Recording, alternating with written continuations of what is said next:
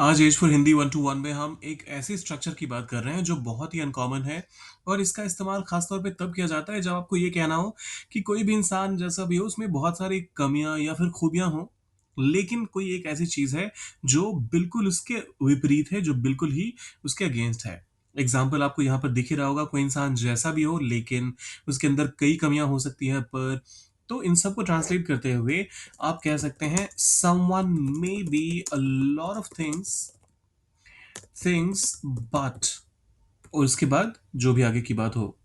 अब एग्जाम्पल के तौर पे वो जैसा भी हो लेकिन वो मेहनती है।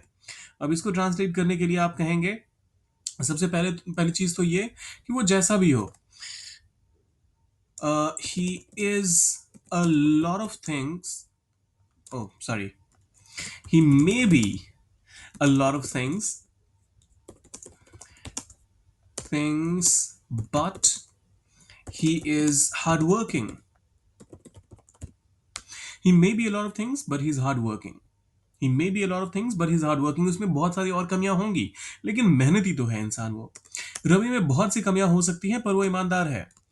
Ravi may may be a lot of things but he is honest.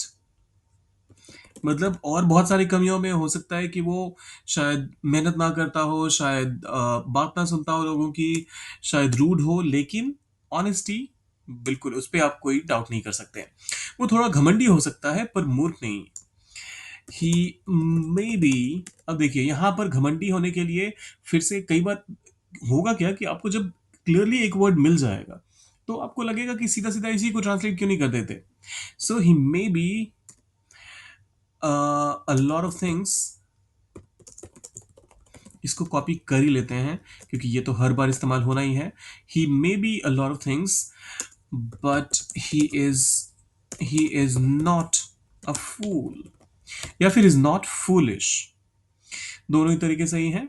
उसके जो एक्शंस हैं वो फूलिश वाले नहीं होते हैं, बेवकूफाना नहीं होते हैं, या फिर इज नॉट अ फूल। यहाँ पर नॉट अ फूल ज्यादा अप्रोप्रिएट है क्योंकि एक नाउन के तौर पे इसका इस्तेमाल किया गया है। वह कभी कभी अजीब बर्ताव बर्ताव करता है लेकिन दिल का बुरा नहीं है। देखिए मैं एक बार फिर से आपको बता दूं कि इनको ट्रांसलेट करते हुए अगर आप यहाँ पर ये भी कह देते हैं at times he behaves strangely, तो वो भी करेक्ट होगा, लेकिन हम यहाँ पर कुछ और सीख रहे हैं तो मैं उसको एज इट इज यहाँ पर ट्रांसलेट कर रहा हूँ स्ट्रक्चर का इस्तेमाल करते हुए। He may be a lot of things but he is not, दिल का बुरा होना के लिए आप कहते हैं mean hearted. Mean hearted, mean hurted मत करिएगा, कहिएगा मीन हार्टेड।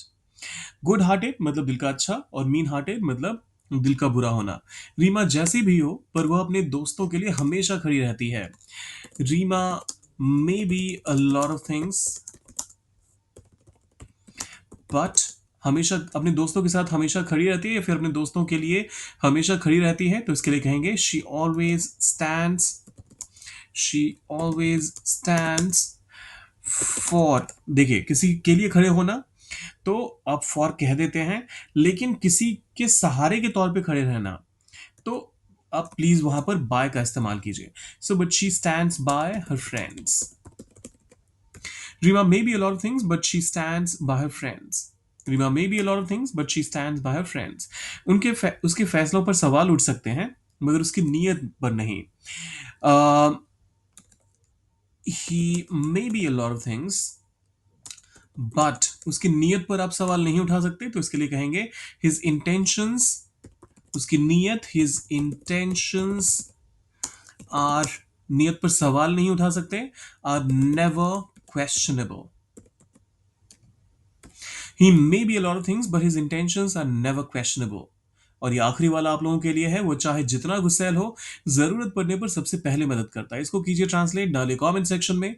जाने से पहले सब्सक्राइब, लाइक और शेयर करके जाइएगा। मिलते हैं जल्दी।